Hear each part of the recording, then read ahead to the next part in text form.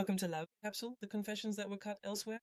Today, we're opening the capsule with Clément, whom you discovered in Love is Blind France.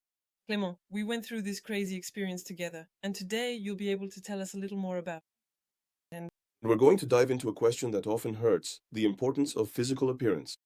Clément, thank you for being with us. Could you give us a little recap, a bit about what we got to see of you during this crazy experience? Listen, there's not much left of me. In any case, I had a character that made me laugh a lot too. Two major scenes, episode 1, episode 2. Episode 1, what do we see on screen? A character who ultimately comes across as pretentious, listing his resume without even asking any questions. Clearly, there's a palpable tension on the other side of the wall. And then indeed, this sequence that becomes a bit more intimate. I won't hide from you that I remember that moment very clearly. In the segment, I thought to myself, I really hope this doesn't come across. I know And also, as well, I allowed myself to have that moment because I still understood, after all. A lot of people had joked about the wall, about breaking the wall, about I'm coming in, that whole thing. So I told myself, okay, go for it. This is the moment to do it. And I just have this one scene left. So I watched the scene and I admitted, actually, it was a special moment. The episode airs Wednesday morning. I have a call and it's like 9:52. My call is at 10. I start getting messages. I realize the stuff is online. So I quickly go to my scenes. I watch that scene and I'm there and I see this. Yeah, so I did that. I'm an engineer. I went to an engineering school and I even mentored Francois Hollande. I'm 22. And there I was. Oh, the embarrassment of the guy. But no, it doesn't stop there. Then there's Kim with. She she seems very happy with her resume. She seems especially happy with my resume. Let's put it that way. And there you were dressed. How there I am. And I see exactly. I do that thing. And well, obviously, since they tell you jumpsuit, there is still, there you go, a little jerk. No, but jumpsuit, you know. So at that point, I tell myself quickly, I go for it, I go for it. Not sure how, but well, it was too tempting. So where's your zipper? And on top of that, you can't see it in the clips, the confession, but she'd been telling me for over 20 minutes, I'm hot, it's hot, and I was hot too. So the question about how she was dressed was actually pretty natural. And then I think the most awkward moment is when I look, and at that moment I say, no, but to cool you down. And I thought to myself, oh, the level, even here, it's awkward, it's embarrassing, you know, the level of creepiness of the whole thing. And right then I thought, okay, my love life just ended. It's September 10th, 2025. It's over, all women. Thank you for having shared my life up until now. My love life is just a distant memory now. Thank you, Love is Blind. Oh, yeah, no, I was terrified by that whole thing. Yeah, but you can't forget. People often forget that there are hours where you talk with a person that not everything is included, obviously, and that only certain clips that will get a reaction are shown, not the rest. But we know that there are. My glass from the set is coming. Exactly. And how did you experience it? The viewers' feedback? The feedback on. Listen, it's pretty funny because I really felt it. People watched the first episode. My love life is falling apart. You see, I'm spitting it out. Bursa. I've gotten some surprise messages. I even saw a high school ex who commented on a stream. So a streamer was streaming that part of episode 1, like, oh yeah, the hippie obsessed guy and all that. And actually, that's also the impression I got of that character. And a high school ex commented on that thing. So at that point, I thought, oh wow, this is really going far. And actually, very quickly, as soon as people saw episode 2, it balanced things out because in episode 2, I have that scene where I get mixed up with Thomas, and I got a lot of positive feedback about that because actually there are two ways to interpret it, a tough break or a stroke of luck. And indeed, it's a tough break because you think, I'm the problem, they're mistaking me for someone else. It's like I don't exist. You know, there's kind of a public humiliation aspect to it in the end. But actually, it's more the opposite. It's more about her. It kind of fell on her. She was waiting for me. He said Clément 10 times and she still didn't get it. She doesn't even recognize the voice of the guy she wants to marry, her number one. So in the end, I was actually pretty well protected. I even got mostly positive feedback. Actually, the guy stayed pretty calm, asked some strategic questions, and in the end, he turned it into a binge-worthy moment. Because this whole thing about me is Clément sneaking around like a little mouse. He stuck around, traveled the world, and now they're bringing it up again. And I saw the comments like, I'm Clément. You know, I thought, oh, really? And actually, I had a lot of fun watching what was happening online. And so my image completely changed regarding that episode towards something more peaceful. Whereas it's true that in the first one, and actually, I'll tell you, I was at a party last night and a girl comes up to me and says, "Oh, but we've met before. I think I know you." I didn't know who she was, so I figured she must have watched the show. And so after that, we started talking about the show. She says to me, "Oh yeah, okay, it's you." And I can see a little, it's you. You're the creepy guy from Levi's Blind, you know. So I explained the scene to her a bit. We laugh, and she says, "Oh yeah, well, honestly, that's really how she saw it." So I think there are still a lot of people who feel that way, but I don't think that's the majority. I was out on the street. I got stopped several times yesterday, and that wasn't the case. One funny thing, by the way, is when people started asking me for photos.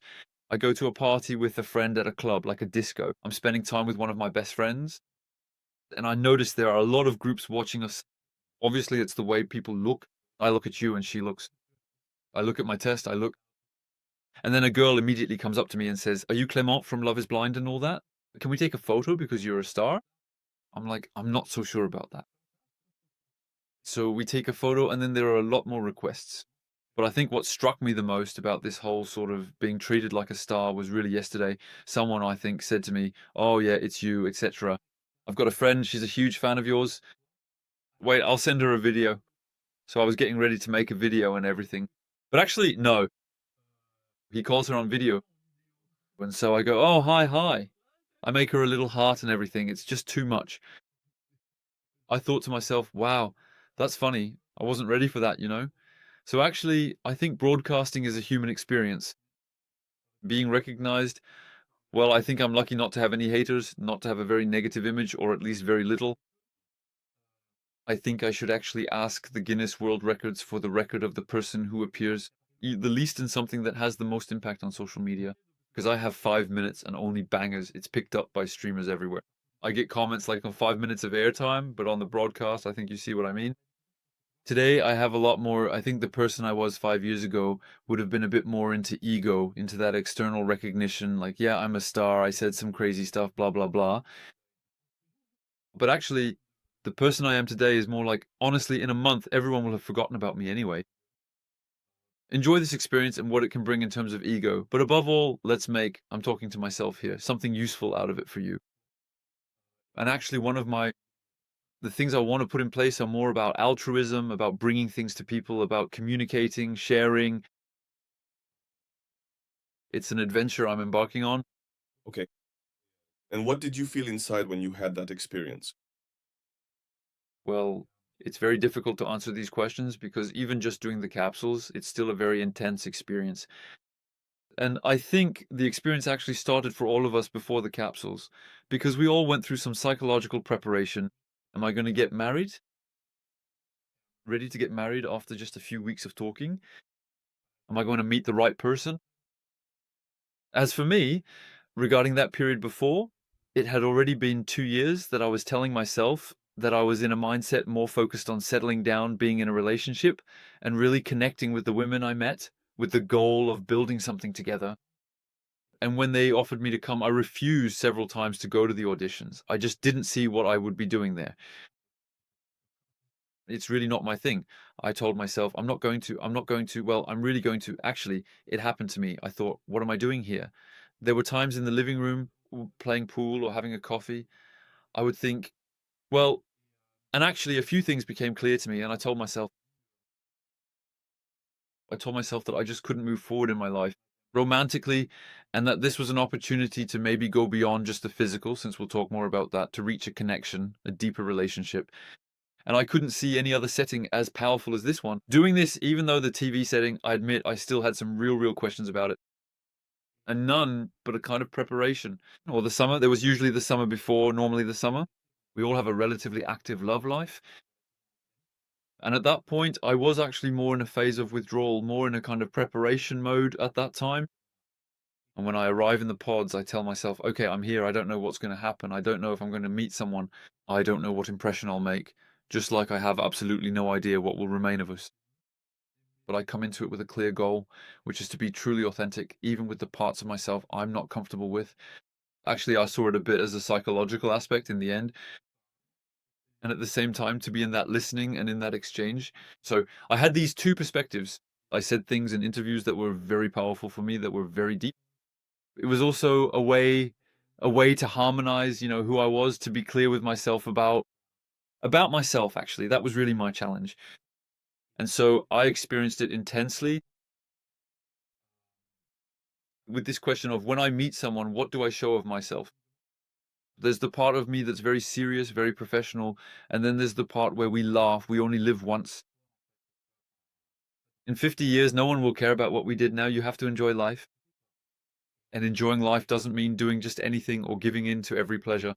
For me, it's obviously about building the systems in which we can thrive. But as a result, there were some tough times.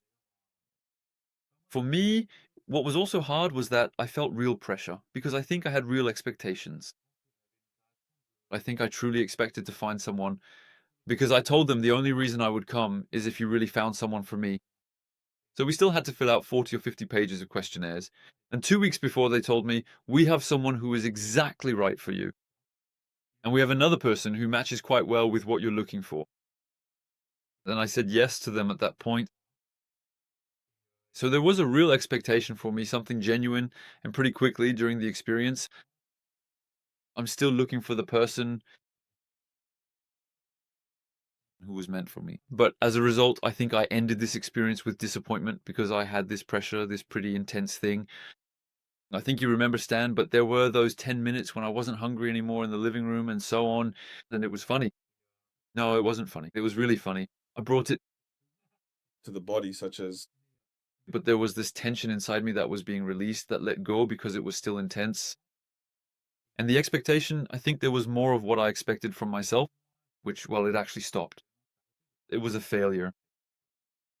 And at the same time, there was that song On Another Love that played in the morning, which is a song that really left a mark on me in my life. And I felt a bit stuck in the lyrics of that song, It played just before we went up on stage. And that's also what you see loosen things up. we saw a new difference. At first, it was quite reserved. You couldn't open up. We talked about it a lot of times. And then after the second or third day, you completely let go. That's when you can really see your two personalities. I know you. I know you're a businessman. You handle a lot of things. You really have the mindset, business focus, and alongside that, a wonderful personality where we spend hours laughing, very friendly, really close to people. And actually, this mix, thank you, is clearly part of your personality. And it's a shame we didn't get to see more, that we couldn't really see that beautiful blend that defines you. But for sure, yes, at least we saw it. We saw the Clement from the beginning, who gradually evolved into the cool and chill Clement we know now. And In your opinion, would you say the experience changed you a bit? Did it change your perspective on physical appearance or not? No, I think actually I went into it with this desire to go beyond physical appearance, like all of us. I also went in with this fear of thinking, if I really connect with someone, and then that fateful moment of the reveal comes where you wonder, what if I'm not? And I think there still needs to be a mix of both. There is still an attraction. And then I think we need to distinguish between two things. Physical appearance, that is the criteria, symmetry, the beauty standards of our current society that we know, and the attraction we feel to someone's looks, the smile, the jokes, facial expressions. And I think we've all experienced that. You sleep with people who are super attractive physically, aesthetically, models, that kind of thing. And actually, you just don't feel that spark. And I think we've all been there, men and women alike, where you're with someone who's physically attractive. Women, there was this friend of mine who told me, yeah, I went out with these Ken types and I was bored out of my mind. And I think we've all been through that. And it's the same for me. I've dated girls who were super beautiful by conventional standards, like models. And honestly, my takeaway was that I didn't have a real human connection, nothing truly amazing. And I think we all have this need to connect.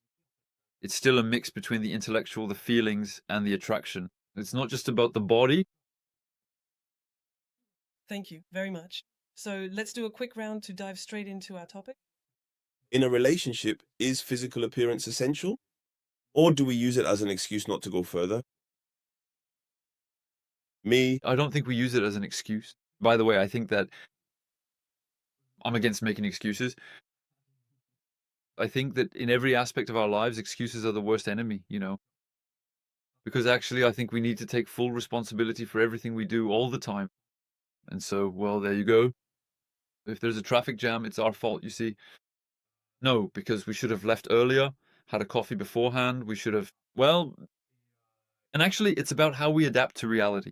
So, just a side note, but I think excuses are not a sacred thing because I've looked for a lot of them myself. Ah, yeah, no, but it's there. It's a colleague. Well, it wasn't the thing, it wasn't the right time. Yeah, but what could I have done better? That's always the real question. So, is that an excuse? Physical appearance, I think physical appearance has its place because actually, behind physicality, if you take away the body, it's physical attraction. Attraction isn't just about the body. And so when it comes to physical attraction, we get into the definition of platonic intellectual relationships. There are plenty of people who are in relationships with less, at least with less physical attraction. And it's true, as we saw on the show, I think it was interesting. It also brought sapiosexuality back into the spotlight, being truly attracted to someone's mind. For me, it's true that I'm sapiosexual too, so I really need deep conversation and exchange, and it's true that it attracts me a lot.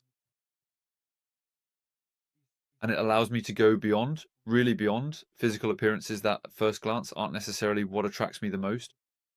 And I see relationships that were extremely strong, extremely deep in the nature of the exchange, in the depth of human connection, and without. So there was a physical attraction, but it didn't come from the body. It was really an attitude, an exchange, an attraction. Honestly, you can see it. Sometimes it's magnetic. And Has physical appearance ever been an obstacle in any of your relationships? Have you ever thought, I connected with this girl, but physically it just doesn't match? actually, it's difficult. I've never told myself that, but maybe it's because the physical attraction wasn't there that the connection didn't happen either. That is to say, it's still a mix, of what is it really? Was the physical aspect the deciding factor? I think that with the same physical appearance, if there had been more of a connection, maybe I would have gone beyond that. Yeah.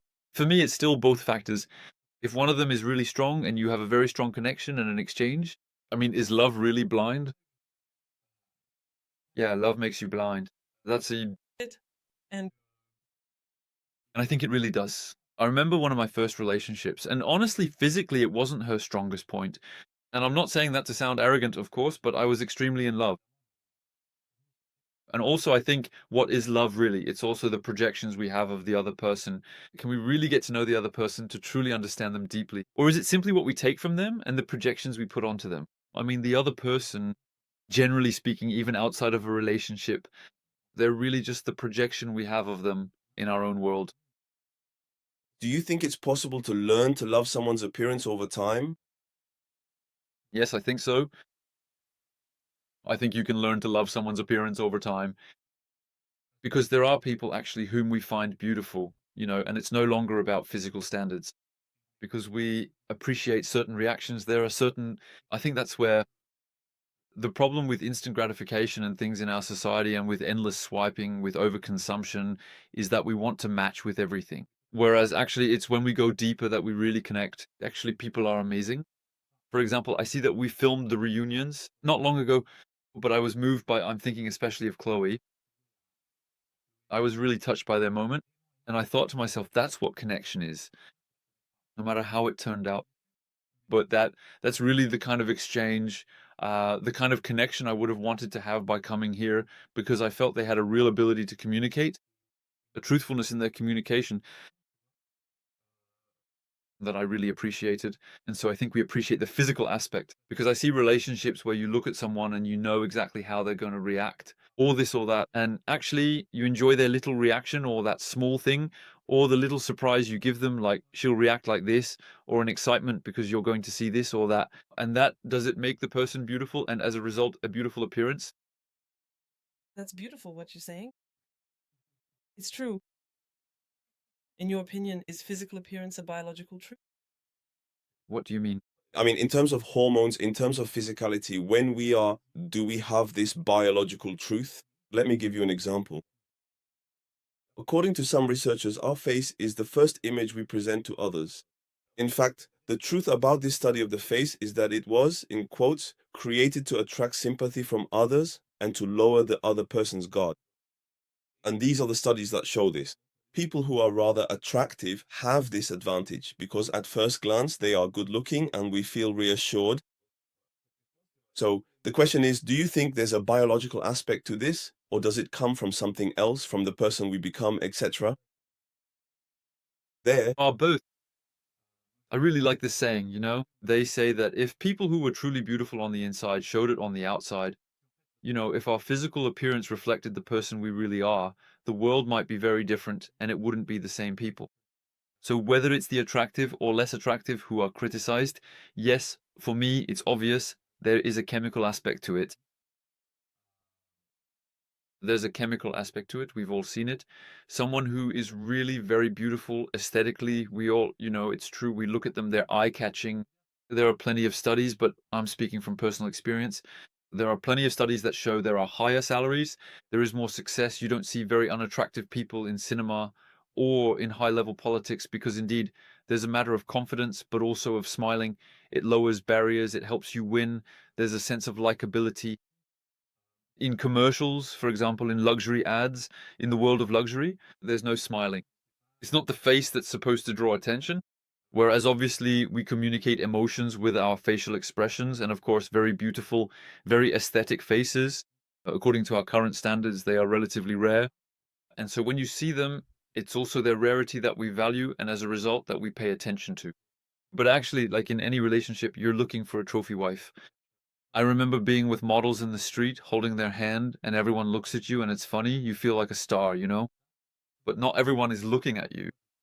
And I project things into people's minds. I tell myself they're thinking, this guy must really have money to be able to pull that off, to be out with someone like her. But really, it's a social experiment. It's funny. So yes, I think there's definitely a physical aspect to what we perceive. But I think the idea of a trophy wife is something we associate because if you have a trophy wife, it basically means you're pretty powerful. If you're powerful enough, you get to choose your trophy. Usually you're also a fighter and you like the hunt, so you'll probably go after other trophies too. So I don't really know what kind of balance there is on one side or the other, you see. It's relevant in that sense. In any case, for me, it's true that this isn't the kind of relationship that attracts me. But then again, I'm saying this because these are also relationships I've experienced. So you see, I'm saying it because I've experienced it. And if I hadn't, maybe I'd be thinking differently. No, I might want to, or I would do it a little. I would listen to myself talking. Today, I would say to myself, yes, say that. Yeah, it's cool, but I think it's about experience. By living it, you see what you like and what you don't to try things out, you know? and in your opinion, is physical appearance an excuse for not owning up to your choices? I don't know if physical appearance. Actually, there's also, when you're in a relationship, we all have a social role, a status, whatever we want, whether we like it or not. In any case, we project a certain image because everyone perceives others in their own way, and the person you're dating will influence how others see you. We've all experienced being with the super popular and well-known person in the group, and maybe also with someone we liked, someone who had qualities we really appreciated, but who wasn't at all the recognized or popular one. Because, once again, recognition can be about looks, but it can also be about intelligence. It depends on the social circle. It could be about connections or money. It's a mix, but basically it's about who is recognized socially or not. Flirting is about social recognition. When you're in a club, what is it? What are the criteria? Money, power, style, the way you dance. There are a few main criteria, maybe 3 or 4. If you meet these criteria, you have a social status in the club that allows you or not to do certain things. So social status is important. So indeed, in a relationship, the person's looks matter too. It can be a criterion because it's one of the factors that will influence how others perceive your status. In your opinion, does physical appearance matter more at the beginning of a relationship or once it's established? No, I think it matters at the beginning. Well, I sound confident, but I'm not sure if I really am. But no, I think that's what people say because in fact it's the first thing you notice.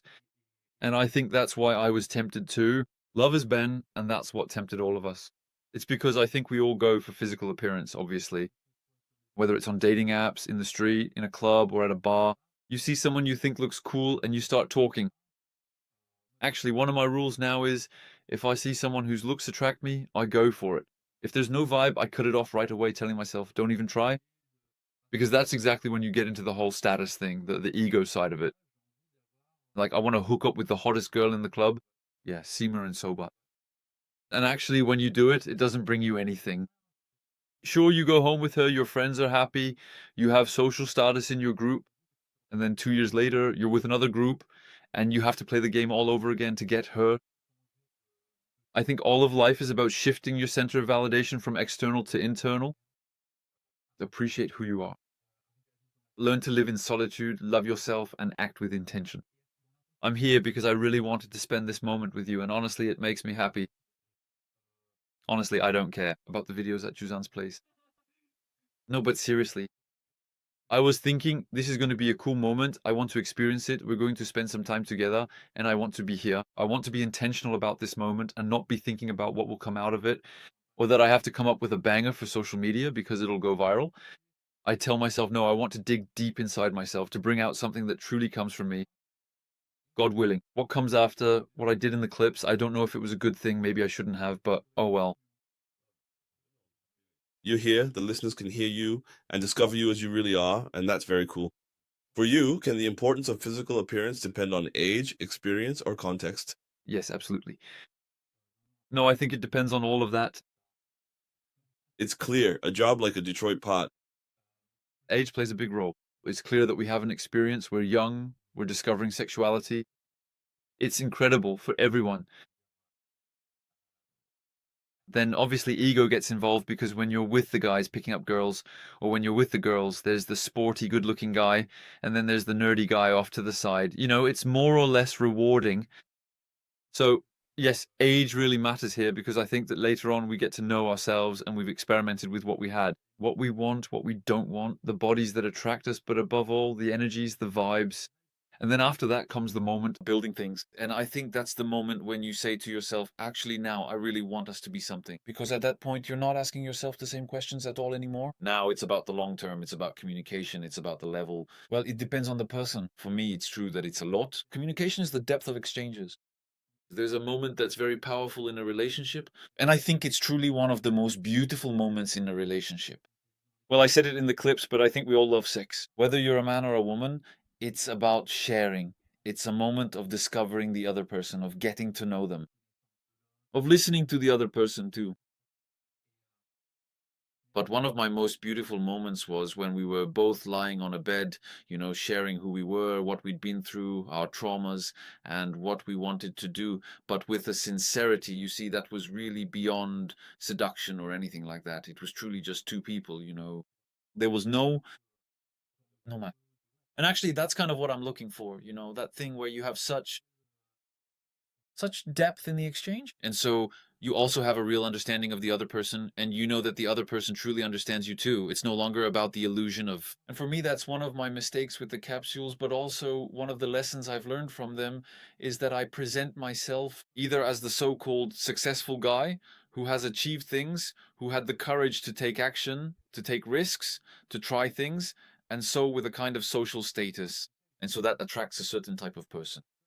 And then you have another side of me, more thoughtful, more well-read, more nerdy, and that attracts a different type of person. So as a result, I'm always a bit torn between the two. And in the capsules, it was like that. I tried to bring them together, but I didn't succeed. I would have liked to, but it didn't work out. So as a result, I think that in my teaching, it's really about trying to unify and present myself a bit more and to own it, because I think maybe I didn't have the willingness or the ability simply to accept who I am, even though actually it works really well, this melting pot. I don't know. Physical appearance, in your opinion, is it 50% of love, or is it just the entry point? There's a connection. Is it an entry point? Very Good. Can you fall in love with someone you didn't find attractive at first? Yeah, I think so. No, I'm pretty convinced of that. Physical appearance is something you start with and then move beyond, I think. We all go there because we've all experienced passion and it was incredible. We all want it. What is a couple? An ideal one? It's the couple where you're passionate, but at the same time you have communication, you have serious discussions. At the same time, there's seriousness. You structure your finances, your future, your home. At the same time, you do crazy things together. You do things on a whim. Actually, life is amazing, but it's always about those combinations. And in entrepreneurship, it's the same. At the same time, you have to be very rigorous, very, methodical. At the same time, you have to be crazy enough to take risks and jump into things that no one else believes in. And you keep going. So, is it obsession? Actually, it's always a bit about those extremes that we're all chasing. So, how do you manage to stay stable while navigating through extremes? That's true. We're going to move on to a little debate session. We're going to ask ourselves some questions, and the three of us will be able to answer them. The first one, I'll start with you. Be bold, in your opinion. What do you think is worse? Loving someone without being attracted to them, or being attracted to someone but not loving them? Loving someone without being attracted to them. Yes, I was sure you'd say that. Because I think that attraction and desire can make you overlook a lot of things. It also brings a spark to love. It's really a matter of personal sensitivity for each person. But attraction, desire, all of that, if you manage to keep it going over time, it's really great. What about you? Yes, same here. Because we're also at an age where when you want to build something, we've experienced passion, and now we want something more. And that more is really love. We didn't even have to. We're all three in agreement on this question. Usually there are people who don't agree. At least Honey, have dating apps made physical appearance too central? it is for sure. You've never been on Tinder and you never will. No, but it's true. Because on Tinder, especially I think when you're a woman, you log in, you've just uploaded your profile picture and you already have matches. You're like, okay. And so that's all there is. You only swipe based on looks. When it's a look you like, then you check out the description. If the guy seems kind of nice and doesn't have a generic description, you think, okay, let's match. But otherwise, you really only focus on looks. And you also realize that now we live in a society of overconsumption, where if something isn't right in your relationship, you just think, it's fine. I'll go on Tinder. There'll be 45 other good-looking guys tonight who'll match with me, and so on. I have friends who, in this case, try to approach it the other way around, meaning stand out from the crowd with a description that will catch the girl's attention. Yeah, but you only read the description after you've already focused on the looks. The problem is you don't even see it. Descriptions come first. The first thing you see is a photo. It's just a photo. You see a photo, and then after that, there's some text. But if I really don't find the person physically attractive, I'm not going to. Or maybe I'll read the text and think, oh, he's fun. But that's it. He's fun. That's you. He makes it look like he's never been there. You can see the photo. Yeah, it's definitely the friends, the friends who are always there for you. No. I thought I heard that. It's for friends. It blows my mind. What do you think? For my part, I've had a pretty intense, pretty heavy experience with dating apps. So I've already been with more than 600 people. So, no, that's why Netflix wanted me on the show. I think that was one of the things. It's that I had this experience, a certain number of You really dated more than 600 people? I was keeping track. It was my hobby. I did two things in my life, business and dating.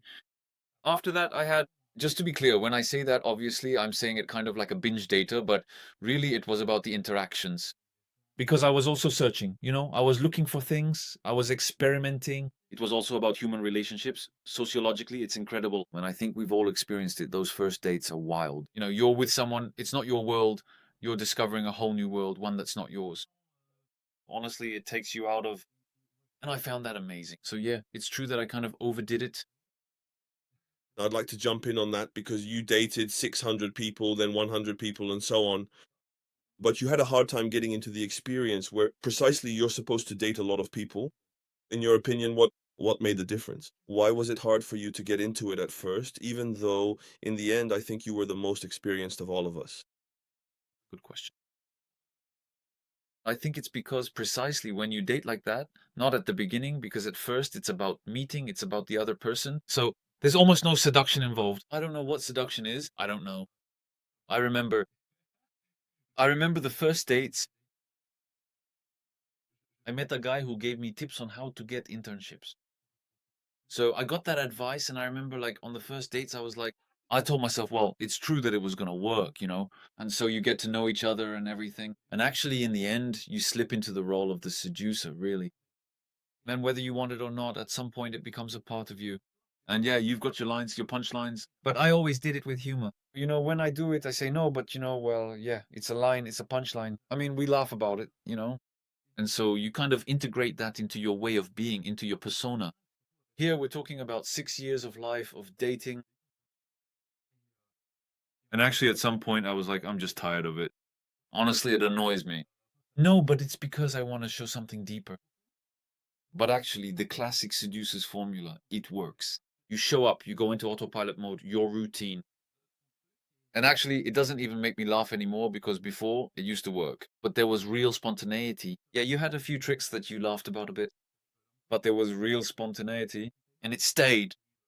Very authentic, very me, because I would crack jokes, do my thing. And I got to a point where actually you found too much interest in it.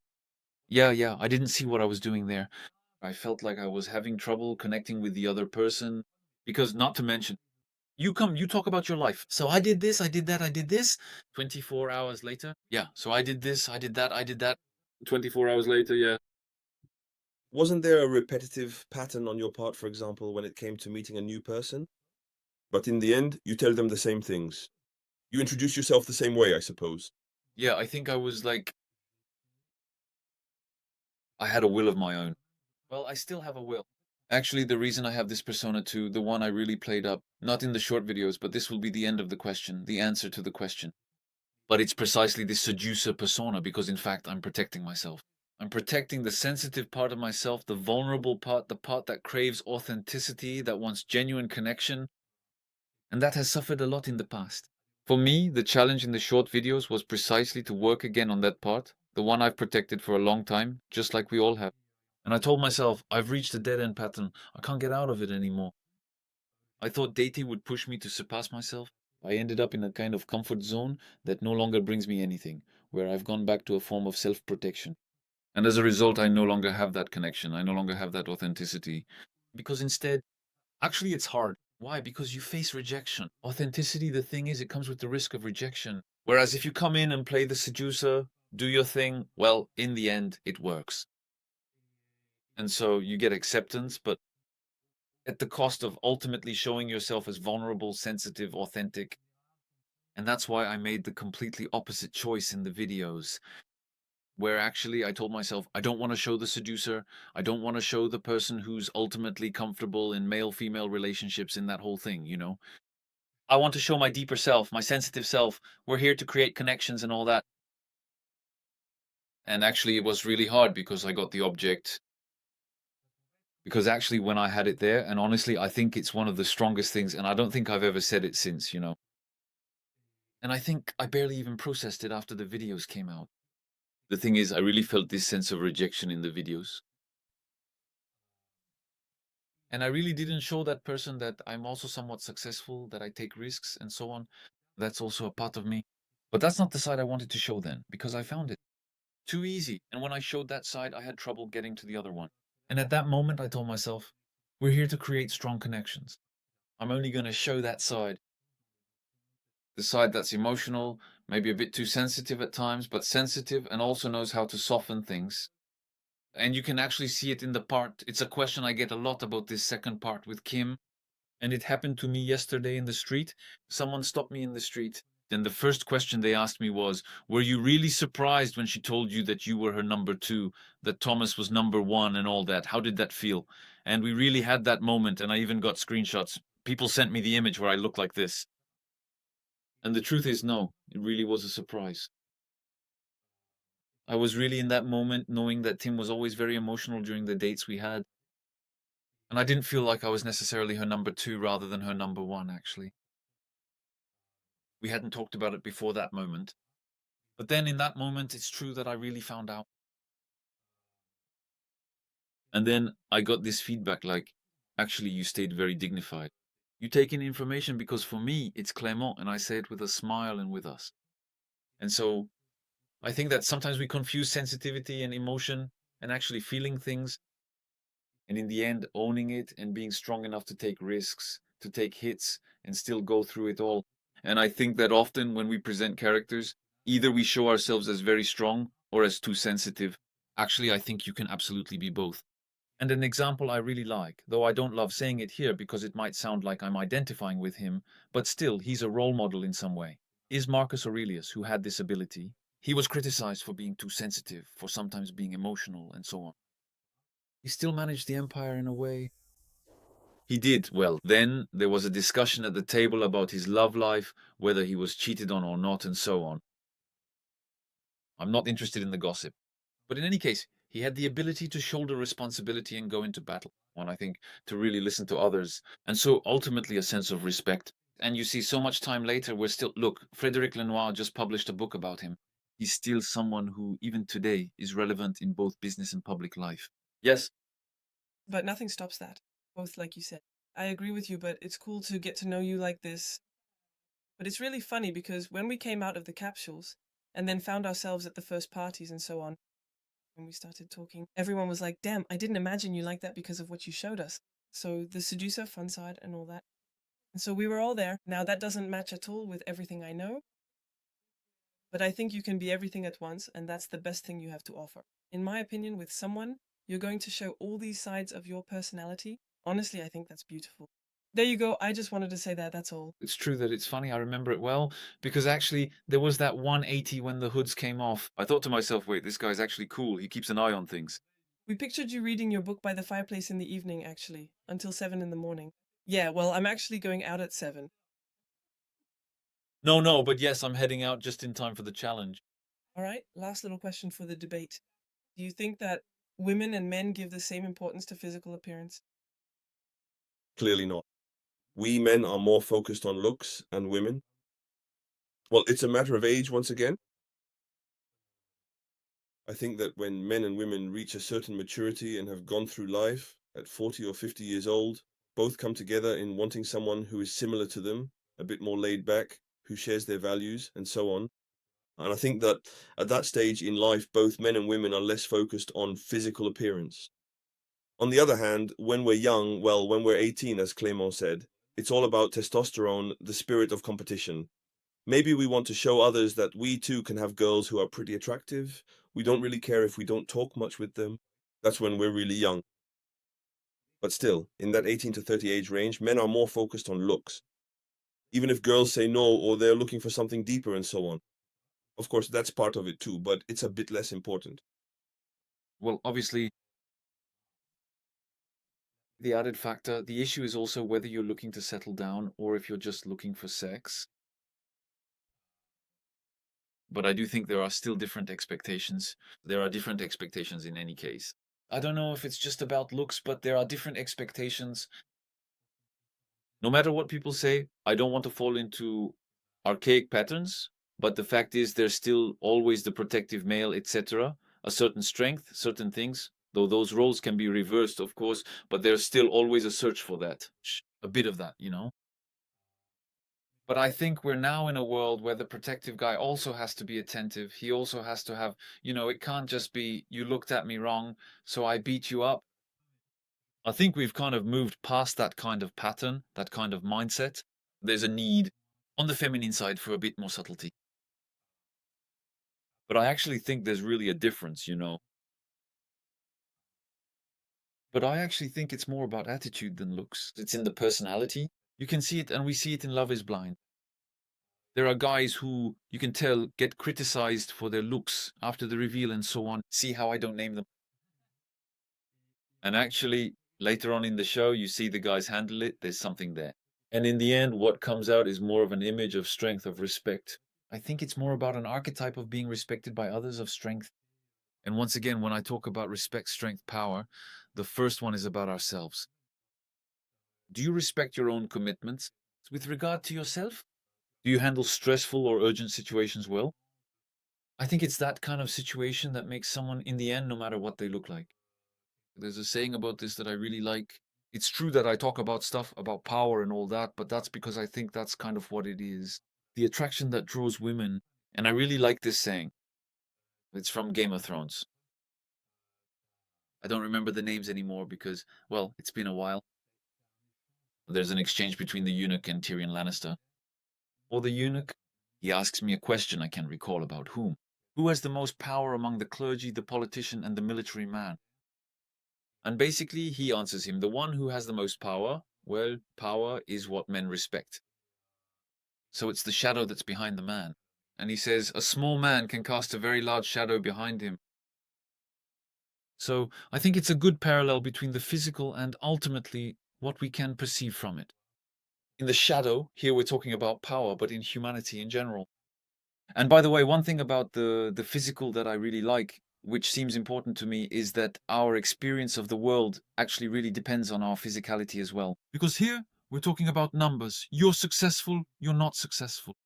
But actually, for example, very personally, I was really surprised when Netflix wanted me on the show. Because honestly, I think I'm pretty average. And no, but I'm telling you honestly, I have a crooked nose. You can see it on camera. It's a bit big. I just get by. The only thing that helps me get by a little is that I'm kind of tall and slim. But take that away, man, I'm nothing special. And that's really how I've seen myself for the past 15 years. But actually, that perception forced me to fight, to go beyond my own self-image, to confront it with the world, to go out and seek it. When I see myself in the videos, I think I look ugly. I think that I stand like this. I've got a witch's nose. That's how I see myself. And when I see that people recognize me in the street, I really feel it does something to me. I tell myself what they've seen in the videos, that's really the image people have of me. It really does something to me. It's part of my own self-reflection, but also about accepting my own appearance. And I really think that our experience of the world depends on our looks. So you're really handsome. And I think there's also a correlation with the effort you put in. Being attractive and being loved or recognized aren't necessarily the same thing. But sometimes, if being attractive brings you external recognition, you might end up working less on other aspects. When you're struggling with your appearance, because we all want to be loved. Of course, I think we need to love ourselves first and foremost, but that's something we understand later on. But before that, we can be loved by others. And even before that, by our parents. But how are we loved in society? Being loved is great. You don't have to try too hard. So when you have a boyfriend, it's annoying to work out. Well, goodbye. There you go. I did what I could. But in the end, we all have this thing about how you're recognized by others and what you're not. And I think a physique, being overweight, leads you to, damn, if you want to be loved by someone else, you have to go for it. You have to go after things. And so that creates some crazy personalities. So I think there's something about the connection between your looks and your personality. Because the unattractive one, they've struggled. They've struggled to be loved by others. And I struggled too.